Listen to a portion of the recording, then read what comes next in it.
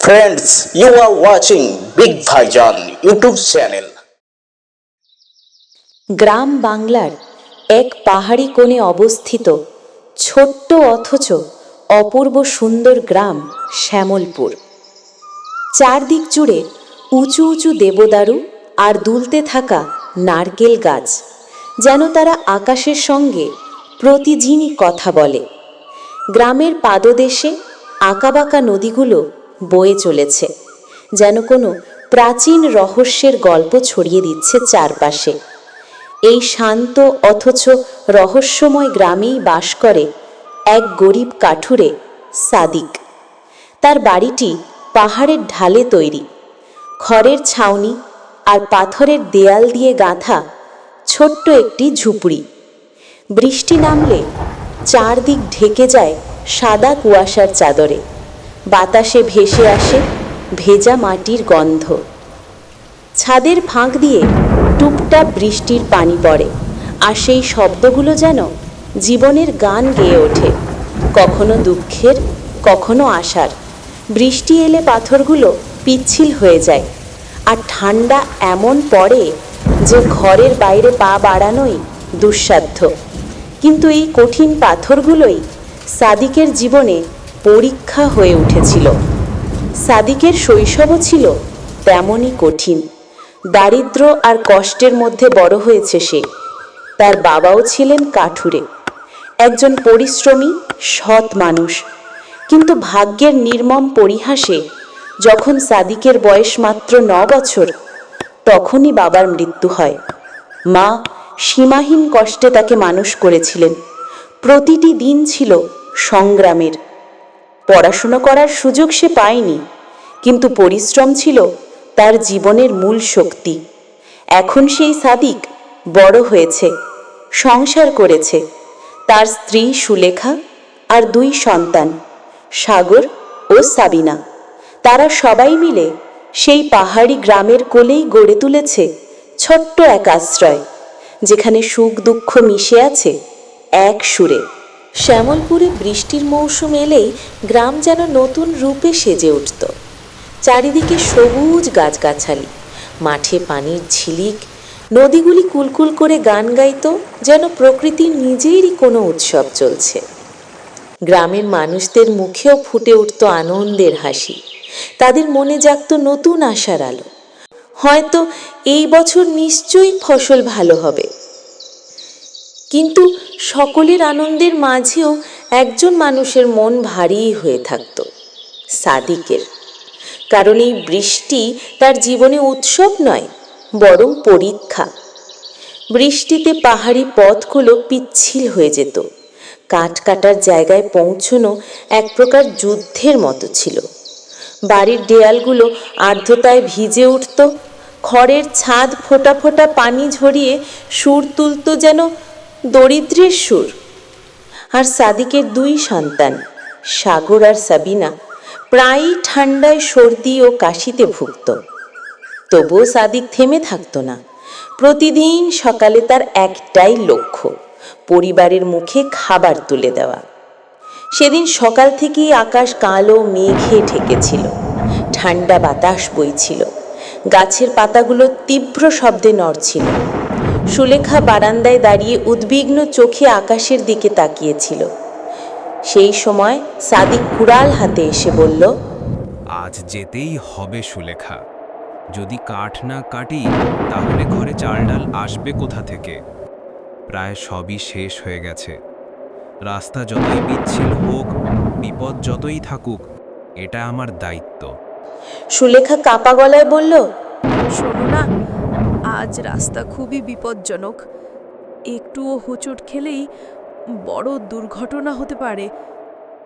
যদি তোমার কিছু হয়ে যায় তাহলে আমরা সবাই বাঁচবো কিভাবে?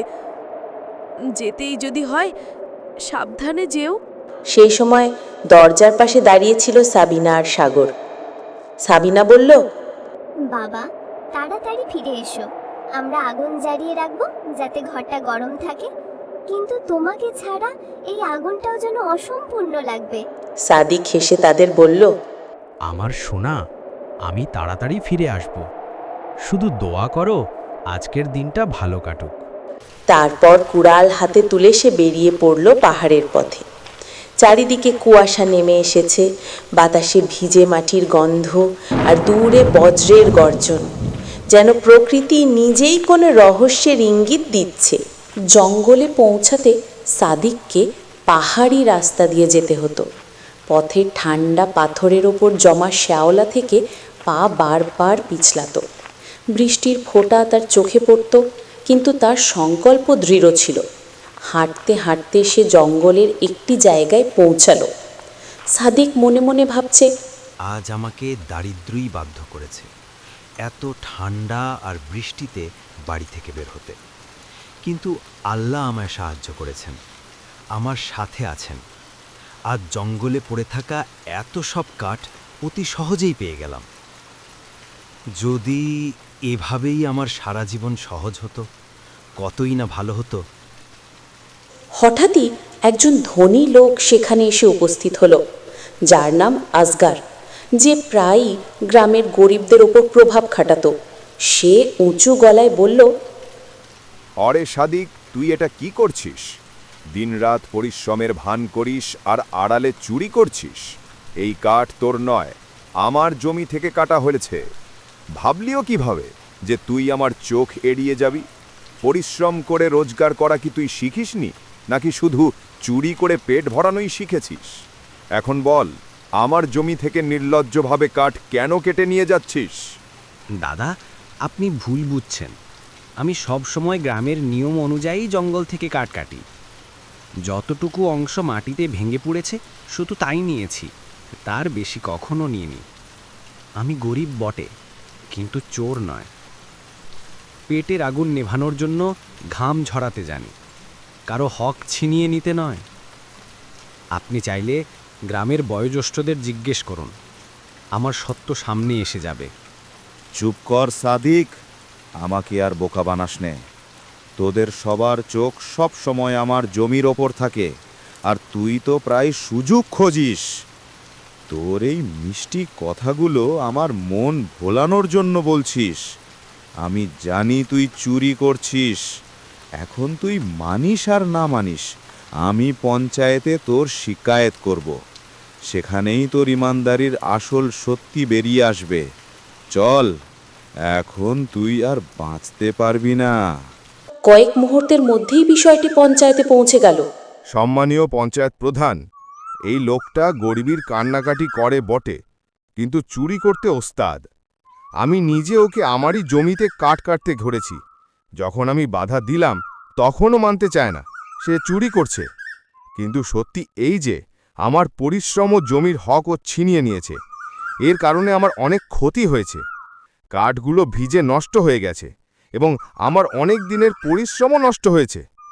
তাই আমি পঞ্চায়েতের কাছে দাবি করি যে এই ক্ষতির ক্ষতিপূরণ হিসাবে সাদিকের কাছ থেকে ৫,০০০ টাকা নেওয়া হোক। সাদিক, তুই চুরি করেছিস কিনা সে নিয়ে আমরা দীর্ঘ বিতর্ক করব না, কিন্তু সত্যি এই যে যখন আসগার তোকে ধরেছে তখন তুই তার জমিতেই দাঁড়িয়েছিলি। এখন তুই মানিস আর না মানিস, তাতে তার ক্ষতি হয়েছে।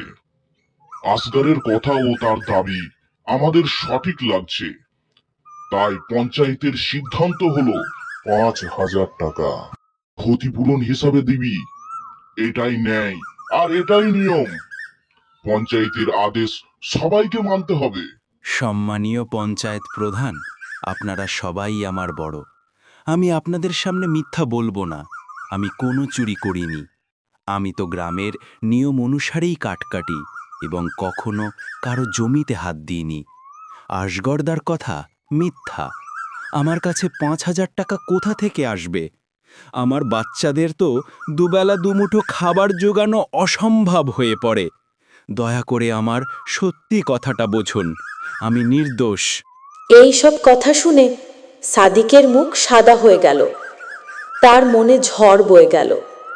যা পরিশ্রম করে আনিনি সেটাও কি অন্যের অভিযোগে হারিয়ে যাবে? আমাকে হার মানলে বাচ্চাদের পেট খালি থাকবে, আর এই অন্যায়েরও মোকাবিলা করতে হবে আমাকে, এবং পথও বের করতে হবে।